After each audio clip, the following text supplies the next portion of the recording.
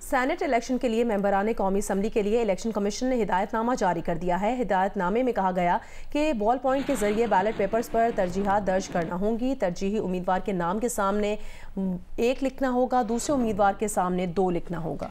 तरजीह सिर्फ अंग्रेज़ी या उर्दू में दर्ज करना होगी। उर्दू और अंग्रेज़ी को मिलाकर लिखने से वोट मुस्तरद हो जाएगा।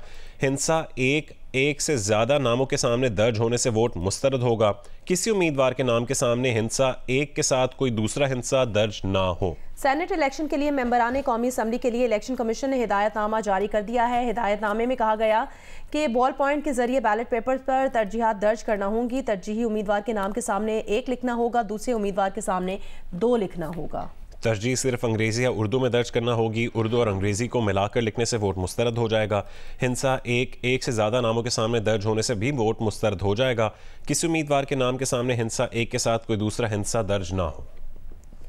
सेनेट इलेक्शन के लिए मेंबरान कौमी असम्बली के लिए इलेक्शन कमीशन ने हिदायतनामा जारी कर दिया है और हिदायतनामे में कहा गया है कि बॉल पॉइंट के जरिए बैलेट पेपर पर तरजीहात दर्ज करना होंगी। तरजीही उम्मीदवार के नाम के सामने 1 लिखना होगा, दूसरे उम्मीदवार के सामने 2 लिखना होगा। तरजीह सिर्फ अंग्रेज़ी या उर्दू में दर्ज करना होगी। उर्दू और अंग्रेज़ी को मिलाकर लिखने से वोट मुस्तरद होगा। हिंसा 1 से ज़ायद नामों के सामने दर्ज होने से वोट मुस्तरद होगा। किसी उम्मीदवार के नाम के सामने हिंसा 1 के साथ कोई दूसरा हिंसा दर्ज ना हो।